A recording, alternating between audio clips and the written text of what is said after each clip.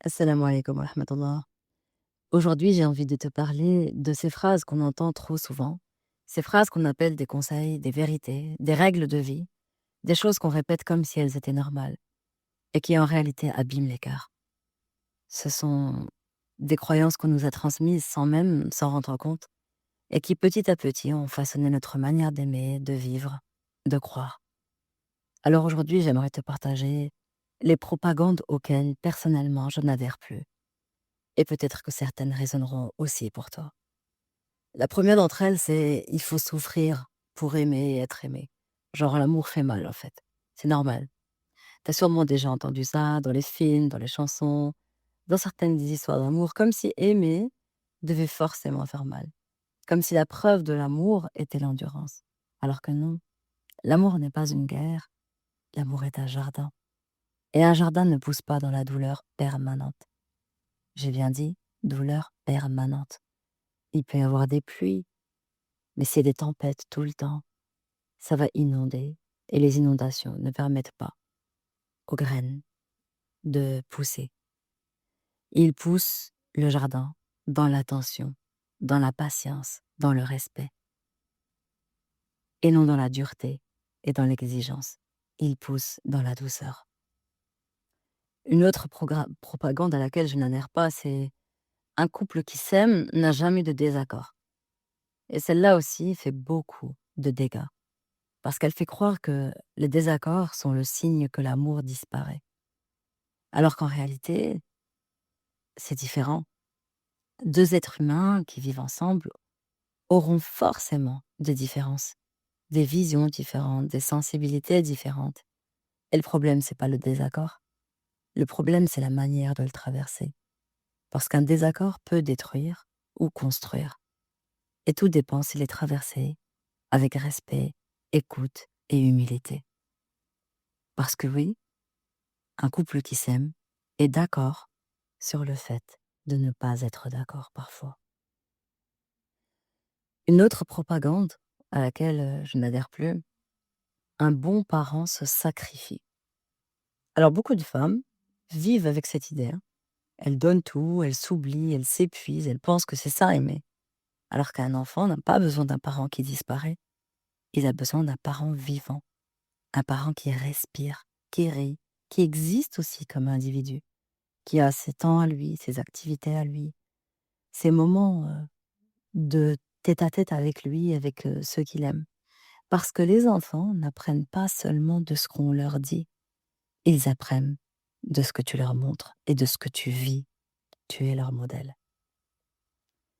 Une autre propagande à laquelle je n'adhère plus, c'est: la foi suffit et pas besoin de travail sur soi.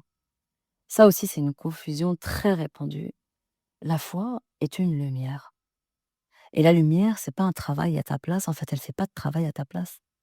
Elle t'éclaire pour que toi tu marches, pour que tu avances. Et le prophète alayhi salam faisait énormément de travail sur lui-même.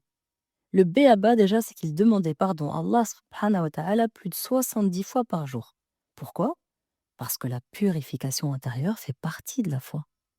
Et la foi, c'est pas une fuite. La foi, c'est un chemin dans lequel tu es présent, dans lequel tu te remets en question, dans lequel tu te regardes dans le miroir et tu te dis: qu'est-ce que je peux améliorer? Oui, qu'est-ce que je peux améliorer? Une autre propagande à laquelle je n'adhère plus, c'est: il faut plaire à tout le monde, il faut satisfaire tout le monde. Et beaucoup de femmes vivent fatiguées parce qu'elles essaient d'être appréciées par tous. Alors elles s'adaptent, elles se plient, elles se taisent.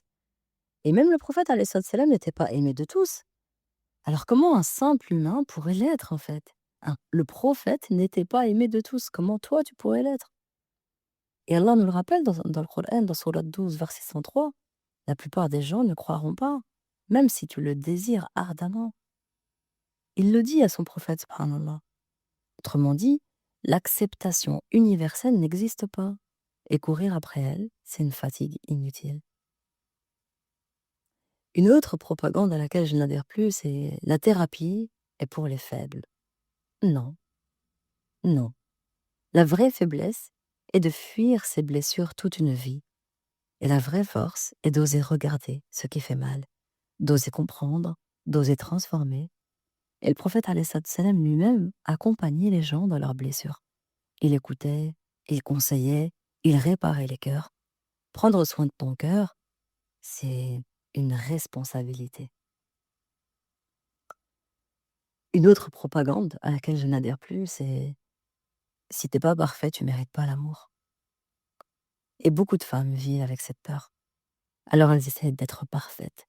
Parfaites au travail, parfaites dans leur rôle de mère, parfaites dans leurs relations, alors que l'amour réel n'est pas une récompense pour la perfection. L'amour est un espace où l'on grandit ensemble. Et le prophète alayhi salatu wassalam a dit: «Tous les fils d'Adam commettent des erreurs». La perfection n'est pas la condition de l'amour. L'amour, c'est le terrain où tu apprends à grandir ensemble, dans le respect, dans la considération. Une autre propagande à laquelle je n'adhère plus, c'est tout contrôler pour garantir la sécurité. Il faut que je contrôle tout, en fait. Je peux pas déléguer, j'ai pas confiance. Et ça aussi, c'est une illusion. Le contrôle rassure ton cerveau, oui, peut-être, mais il fatigue ton cœur. Et la vraie sécurité, en fait, ne vient pas du contrôle. La vraie sécurité, elle vient du tawakkul. Remettre ta confiance à Allah. Parce qu'il nous le dit, et quiconque place sa confiance en Allah, Allah lui suffit. Le tawakkul ne signifie jamais rien faire. Il signifie faire de ton mieux et lâcher la peur, lâche. Tu sais, le temps, on dit souvent, et cette propagande aussi, j'ai une allergie, on dit: «Le temps guérit tout». Oui, le temps peut apaiser certaines douleurs, mais la guérison ne vient pas toute seule. Elle commence quand tu choisis de marcher vers elle, quand tu décides de comprendre, de réparer, de te relever. Parce que le temps, c'est un compagnon et la guérison, c'est un choix. Alors c'est toi qui décides quand est-ce que tu te lèves, quand est-ce que tu arrêtes, quand est-ce que tu mets des limites et quand est-ce que tu avances différemment, avec peut-être un environnement différent, des relations différentes, une fréquentation différente, des décisions différentes et toi différente aussi. Tu ne peux pas être comme tu étais il y a 10 ans. Si tu reviens à toi il y a 10 ans et que tu es la même, il y a un vrai problème. Yani là, toi aujourd'hui, dans 10 ans, tu dois être différente. Tu dois être mieux que maintenant. Et ça, c'est, j'ai envie de dire, un bilan. Et moi, ce que j'aime faire, c'est le faire chaque Ramadan. Chaque Ramadan, tu fais un bilan. C'était comment l'année dernière? J'étais dans quelle situation? Cette année, je suis comment? Et là, tout de suite, tu peux le faire. Tu te dis: «Bon, bah, là, au jour J d'aujourd'hui, il y a 1 an en arrière, j'étais comment? Aujourd'hui, est-ce que j'ai évolué? Dans quoi j'ai évolué? Dans quoi j'ai régressé? Dans quoi je stagne? Qu'est-ce qui se passe encore? Qu'est-ce que j'espère qui n'a pas changé, qui ne changera peut-être jamais?» Donc j'ai peut-être des décisions à prendre sur, comment j'ai envie évoluer avec qui, et ça s'évalue effectivement. Alors, comme tu viens de l'entendre, beaucoup de croyances nous ont été transmises sans malveillance, hein, c'est inconscient, et certaines d'entre elles ont abîmé nos cœurs. Alors aujourd'hui, tu as le droit de choisir d'autres vérités, des vérités qui guérissent, des vérités qui respectent ton cœur, des vérités qui te rapprochent d'Allah, et peut-être que la vraie maturité consiste simplement à dire: «Ben, ça ne me nourrit plus, cette relation, cette habitude, ce projet, cette idée, cette façon de faire, de croire, de dire, de parler, d'écouter, de recevoir ou de donner ne me nourrit plus, elle m'abîme». Alors je télécharge des mises à jour et j'avance. Et tu peux dire et invoquer, répéter la doua. Allahumma arini al-haqqa haqqan warzuqni ittiba'ah wa arini al-batila batilan warzuqni ijtinabah. Ya Allah, montre-moi la vérité comme étant la vérité et aide-moi à la suivre. Et montre-moi l'erreur comme étant l'erreur et aide-moi à m'en éloigner. Et ça, répète-la souvent. Faisons une invocation quotidienne. Allahumma arini al-haqqa haqqan warzuqni ittiba'ah. وأرني الباطل باطلا وارزقني اجتنابه. Et si cet épisode t'a nourri et t'a appris quelque chose, prends 1 minute pour laisser tes étoiles et un commentaire sur ton application d'écoute. C'est ce qui permet à ces rappels de toucher d'autres cœurs, Inch'Allah.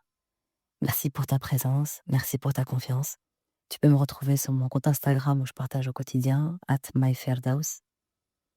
Tu peux me rejoindre aussi sur ma newsletter pour ne rater aucun de mes événements et retrouver mon accompagnement 100 femmes, l'une après l'une, dans lequel, je vous accompagne, je t'accompagne à retrouver ton énergie dans chacun de tes organes, à fluidifier les émotions qui stagnent et qui consument ton énergie et à retrouver ta dignité, ta valeur. Moi, je suis Firdaus. Depuis des années, j'accompagne les femmes à sortir de la tension permanente, de la survie émotionnelle et de l'adaptation qui épuise. Mon travail, c'est de restaurer une féminité digne, stable, calme et rayonnante. J'accompagne celles qui veulent aimer sans se perdre, et guérir sans se couper, et avancer avec Allah comme repère. Alors rappelle-toi surtout que tu es bien plus, et que tu vaux bien plus que tout ce que tu fais et tout ce que tu montres.